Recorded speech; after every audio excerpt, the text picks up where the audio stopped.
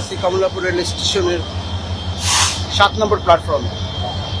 আমরা দেখতে পাচ্ছি চট্টগ্রাম থেকে একটি ট্রেন ইতিমধ্যে কমলাপুর রেল স্টেশনে এসে দাঁড়িয়েছে, যেটা ঈদের শেষে ঘরমুখী মানুষরা তাদের ঢাকায় এসে পৌঁছেছে। ঢাকা চট্টগ্রাম চট্টলা এক্সপ্রেস ইতিমধ্যে কমলাপুর রেল স্টেশনের 7 নম্বর প্ল্যাটফর্মে এসে দাঁড়িয়েছে।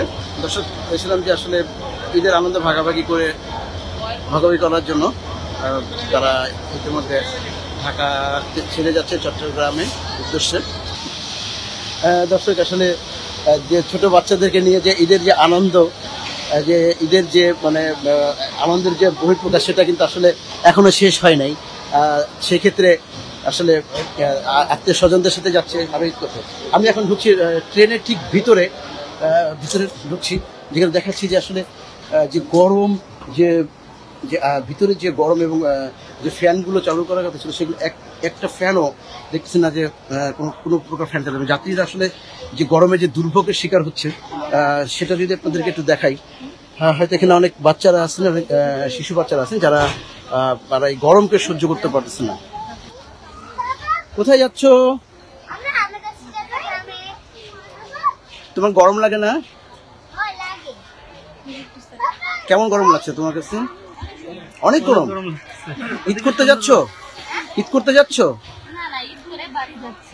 খুলনা থেকে সকালে আসছি জাহানাবাদ এক্সপ্রেসে। আচ্ছা, ওইখান থেকে আইসে 9:10 থেকে এখন পর্যন্ত অপেক্ষা করতেছি।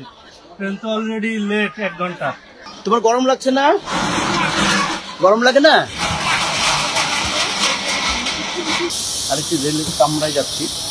কোনো কামরাতে আসলে ফ্যানের বা কোনো ইয়ে নেই।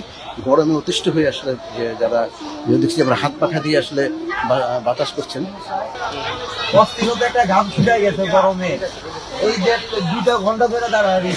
আসলে যাত্রীরা অনেকে জানে না যে ট্রেন শিডিউলের যে বিপর্যয় কারণ হচ্ছে যে গাজীপুরে একটি ট্রেনে অগ্নিসংযোগের ঘটনার কারণে পুরো সংযোগ ঢাকা থেকে চট্টগ্রাম এবং অন্যান্য জায়গার ট্রেন যোগাযোগ বিচ্ছিন্ন রয়েছিল। আমরা দেখতে পাচ্ছি অনেক ছোট ছোট বাচ্চা নিয়ে আসলে তারা পরিবার পরিজন নিয়ে আরো ঢাকা ছাড়ছেন।